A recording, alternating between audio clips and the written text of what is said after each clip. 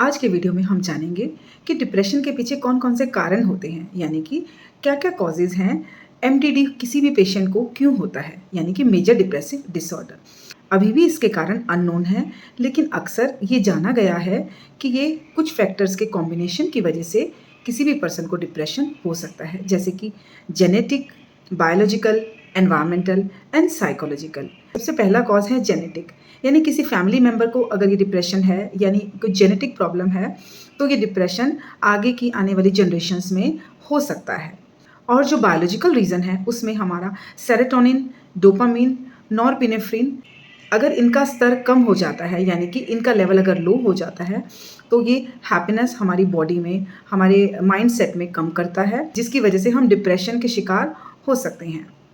Environmental factor में, यानी कि घर में कोई डेथ हुई है जिसकी वजह से पेशेंट को बहुत धक्का लगा है या फिर उसके साथ कोई एब्यूज़ हुआ है, तो उसकी वजह से भी डिप्रेशन हो सकता है। अब इसके बाद बात करते हैं साइकोलॉजिकल कॉजेज़ की। साइकोलॉजिकल कॉजेज़ में यानी कि पेशेंट की लाइफ में कोई स्ट्रेसफुल इवेंट हो गया है। अगर वो मैरिड है तो उसकी शादीशुदा ज़िंदगी में स्पाउस के साथ कोई प्रॉब्लम चल रही हो, कोई डिस्प्यूट्स, फाइट्स हों। हो सकता है बच्चे के साथ कुछ एडजस्टमेंट नहीं हो पा रही, जिसकी वजह से पेशेंट को स्ट्रेस आता हो। और ऐसा भी हो सकता है कि उसे कोई फाइनेंशियल लॉस हो गया हो और काफ़ी ज़्यादा उसको इस बात का स्ट्रेस हो।